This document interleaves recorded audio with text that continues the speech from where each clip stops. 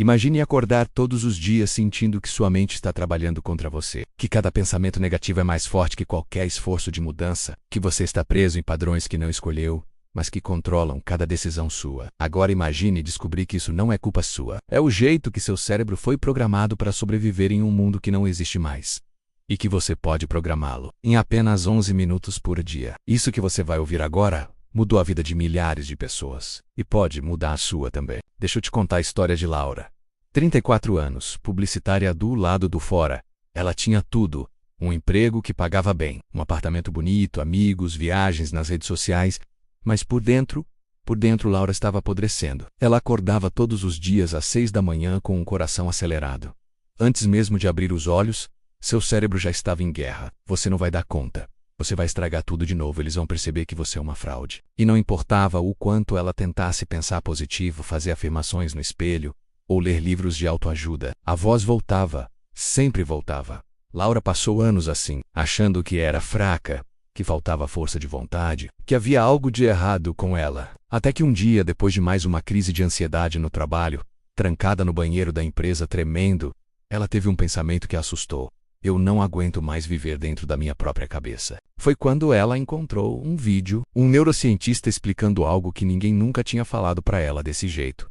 Seu cérebro não está tentando te ajudar, ele está tentando te manter viva.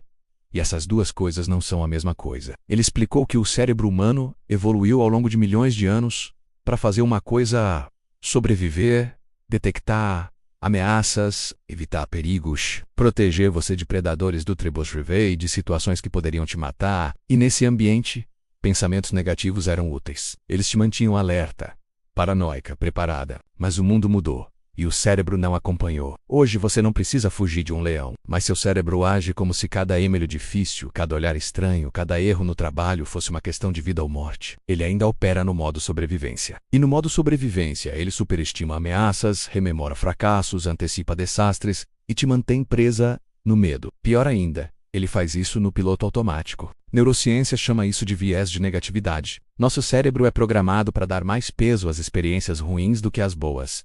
Um elogio pode te fazer sorrir por 5 minutos, mas uma crítica fica gravada por dias, semanas, anos, e não é por fraqueza, é por design. Mas aqui está a parte que mudou a vida de Laura.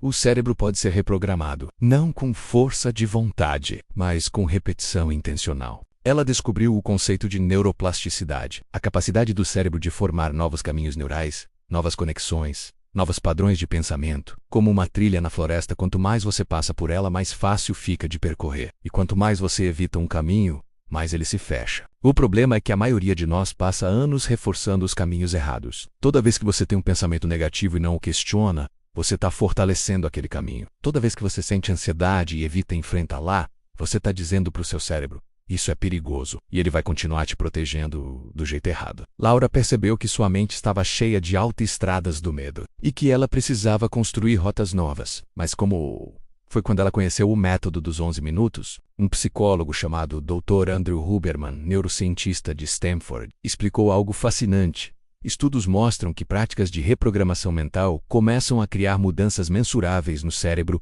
após apenas 11 minutos diários de prática consistente. 11 minutos, não horas. Não há dias inteiros de meditação em retiros caros.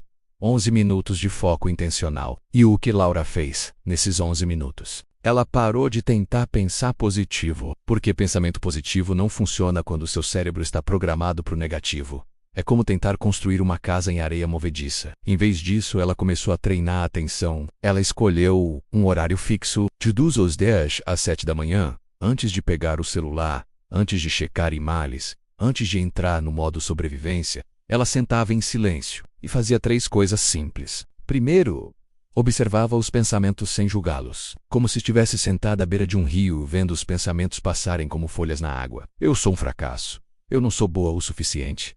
Ela via, reconhecia, mas não embarcava. Segundo, redirecionava a atenção. Ela escolhia uma sensação física menos a respiração, o peso do corpo na cadeira, o som da rua lá fora. Sempre que a mente voltava para o caos, ela gentilmente trazia de volta. Sem brigar, sem se culpar, apenas voltava. Terceiro, praticava gratidão específica. Não coisas genéricas tipo sou grata por estar viva, mas detalhes sensoriais. O café quente na minha mão, a luz entrando pela janela, o silêncio da manhã antes do mundo acordar. Coisas que o cérebro pode sentir, não apenas pensar. Parece simples demais, né? Laura também achou, mas ela fez um acordo consigo mesma. 30 dias. Prova. Nos primeiros dias foi tortura. Sua mente gritava. Dizia que aquilo era perda de tempo, que ela tinha coisas mais importantes para fazer, que ela deveria estar respondendo mensagens, planejando o dia, resolvendo problemas. O cérebro odiava aqueles 11 minutos de silêncio, porque o silêncio é perigoso para o modo sobrevivência. No silêncio você pode ser atacada. Mas Laura continuou. Na segunda semana, algo estranho começou a acontecer. Ela notou que conseguia identificar os pensamentos ruins mais rápido, como se tivesse criado um espaço entre o pensamento e a reação. Antes, quando algo dava errado, ela entrava em pânico imediato. Agora houve uma pausa, pequena, mas estava lá. Na terceira semana, ela percebeu que acordava menos ansiosa. Não que a ansiedade tivesse sumido, mas era como se o volume tivesse abaixado, como se alguém tivesse tirado um peso invisível do peito dela. E na quarta semana, aconteceu algo que ela nunca esperou. Ela estava no trabalho. Uma reunião difícil. Seu chefe criou um projeto na frente de todo mundo. Normalmente, ela passaria o resto do dia remoendo, se sentindo humilhada, repassando tudo o que deveria ter dito. Mas dessa vez, ela apenas ouviu, sentiu a dor e deixou passar. Não porque ela tinha virado iluminada, mas porque o cérebro dela tinha aprendido um caminho novo. Um que não precisava transformar cada crítica em catástrofe. Um que sabia que ela ia sobreviver. Laura continuou. 6 meses depois, ela mal reconhecia a própria mente. Os pensamentos negativos ainda pareciam menos, eles sempre aparecem menos, mas ela não era mais controlada por eles. Era como se antes ela fosse uma passageira do próprio cérebro. E agora ela dirigia. Ela começou a dormir melhor, ter mais energia, fazer escolhas mais alinhadas. E o mais estranho, as pessoas ao redor notaram. Amigos perguntavam o que tinha mudado. Ela parecia mais leve, mais presente. E tudo começou com 11 minutos. Agora deixa eu te explicar o que está acontecendo no seu cérebro quando você faz isso. Toda vez que você pratica atenção focada, você ativa o córtex pré-frontal, a parte racional, adulta do seu cérebro, e você desativa, ainda que temporariamente, a amígdala menos o centro do medo, do pânico, da sobrevivência. Com o tempo, essa prática literalmente muda a estrutura física do cérebro. Estudos de ressonância magnética mostram que pessoas que praticam atenção plena por apenas 8 semanas têm aumento de massa cinzenta no hipocampo, área ligada à memória e regulação emocional, e redução na amígdala. Você está, literalmente, esculpindo um cérebro novo. E sabe o que é mais incrível? Você não precisa acreditar que funciona. Você só precisa fazer, porque o cérebro não entende a intenção.